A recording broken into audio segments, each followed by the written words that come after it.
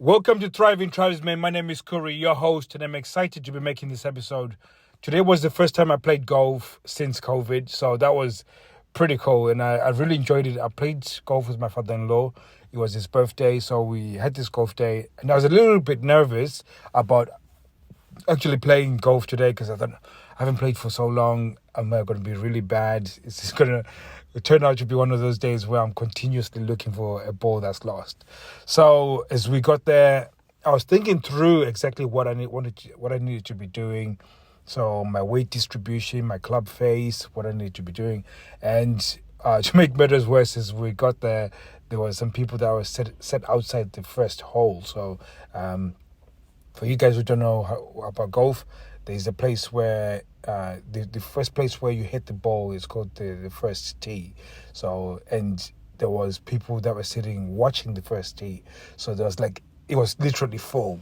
So for everybody that was going to hit the ball, everybody would be watching. So it just was added pressure. So you can imagine you haven't played for so long. So now you don't want to look stupid while hitting the ball. And I don't even know why people put themselves under pressure because, again, I'm not a professional. So, but you've got this need of wanting people to see you like you're not completely useless. So there was this added pressure, and I still went through the process of thinking through what I needed to be doing. So in terms of my footing, my weight distribution, my club face, and I kept going through this in my mind.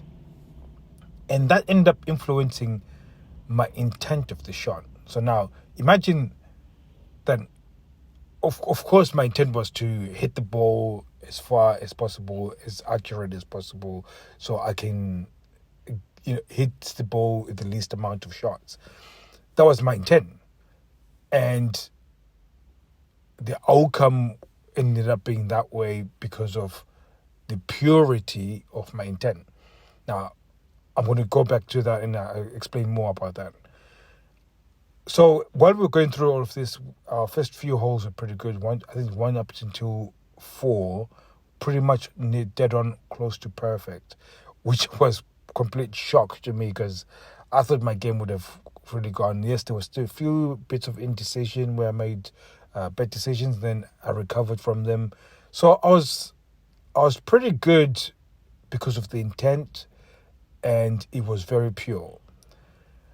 And I'm going to, like I said, I want to go back to that again. So by the time I got to number 5, because we're playing so well, we caught up with the guys that were in front of us. So we're now just waiting for the other guys. And by the time the other guys finished, when we were about to hit our next hole, there's people that are now come behind us. So there's now people watching again. So I felt under pressure to have to hit this ball, and people are watching, and it was like a very weird hole. And I completely scuffed the shot. And then the next shot, scuffed it again. And then it turned out to be this really bad hole where I just kept making mistake after mistake. And it got me thinking about, like, within a sexless relationship, you get this as well. This happens quite often, that you get rejected, and then the rejection then distorts your intent. So your intent becomes distorted because all of a sudden you got this outside thing, that's rejection that has happened to you. And when you try and rectify it, the more you try and rectify it, the worse it becomes. So I ended up going through this process where I was just hitting bad shots. And then I had to really sort of take myself, regroup, and say, talking to myself. And I started walking through my series of things, which was, weight distribution, club face, and so on. I started really thinking through it. And then by the time I started playing again after that, all my shots were pure after that. And it got me thinking that these past few weeks, I think I've spent more time just really telling you guys to back off and not really show more indifference towards sex. And it's all well and good. But what if she's now responding? What if she's now showing you interest? What do you do with that interest? And this is where your sexual intent comes into play.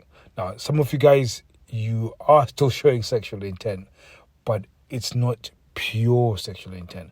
And it's not pure because you still have resentment, you've got hatred probably towards her, you've got anger, it's anger filled. You've got all of these things that are still within your intent. So you want to have sex with her, but she's rejected you before, and you're trying to avoid rejection, and she will feel that. She will feel it because you're gonna transfer it. And I always say this, and people go, "What do you mean transfer it?"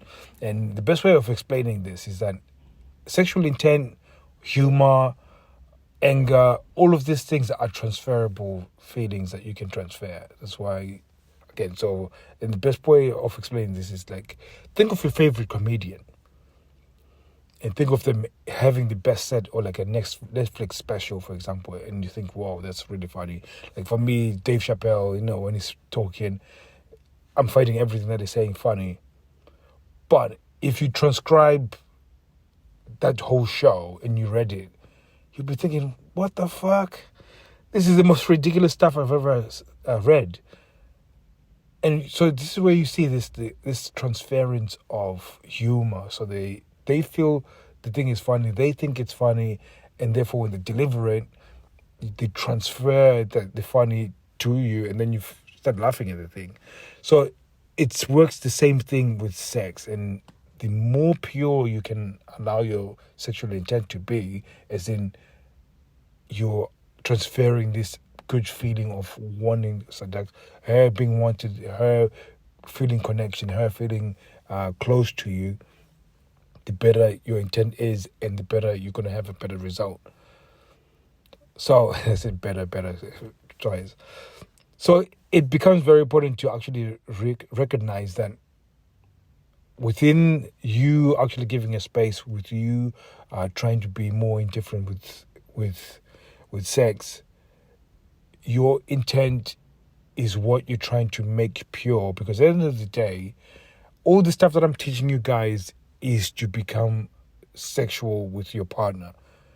Yes, I might tell you to back off, but at the same time, you have to be now in that position where if you're being playful and you are getting some responses from her, that you are willing to actually put yourself out there. Now, there's a few times when I had the right intent and got the wrong outcome, and you have to be willing to do the same thing.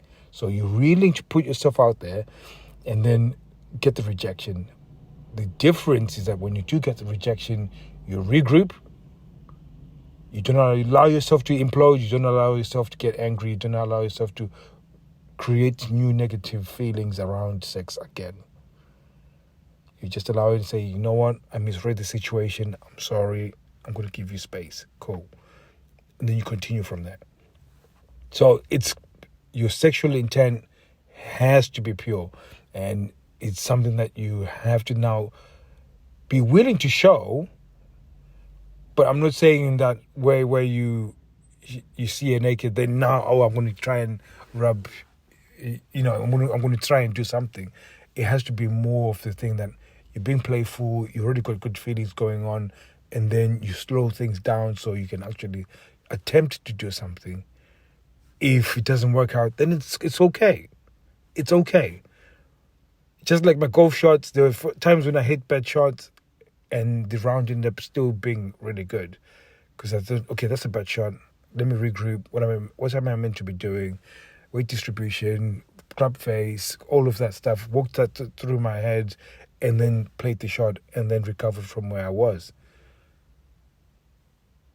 Yes, I might have had the pure intent, but at the same time, you're okay to put yourself out there.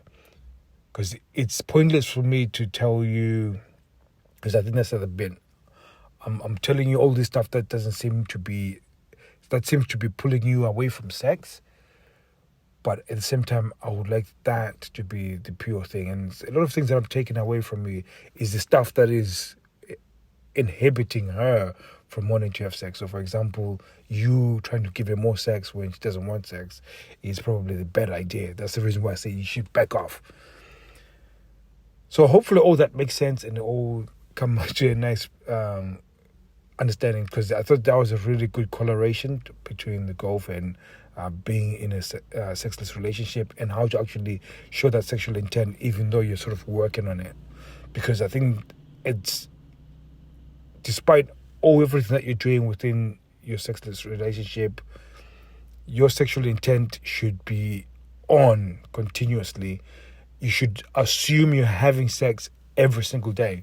And when you do that, and it's coming from a pure place where you're not thinking about being rejected, and you're more likely going to have wins. And if you get a rejection, that's okay. And I think this is one of the things that I want you guys to be more cool with. I get rejected quite often, and what makes us have sex more often as well is the fact that when I do get rejected, I don't allow it to affect the next time I seduce my partner. And that's a very important part about it, is that you've allowed it to compound over a period of time. So your intent is not pure at all. And I hope that makes sense, actually. So anyways, if you want to learn more about this stuff, we've got free calls next week. I already got Monday booked. There's several guys on there. I still have Tuesday, Thursday and Friday as well that are available. So it's limited spaces because it's holidays now. So it's now summer holidays. So for the next 6 weeks, my kids are going to be home. Well, my kid is going to be at home. My wife is going to be at home. So I'll be limited to my calls. I'm trying to limit them so I can spend time with them. So they are going pretty quickly. So you guys, you can come and join us on these calls. It's called the Custom Seduction Blueprint.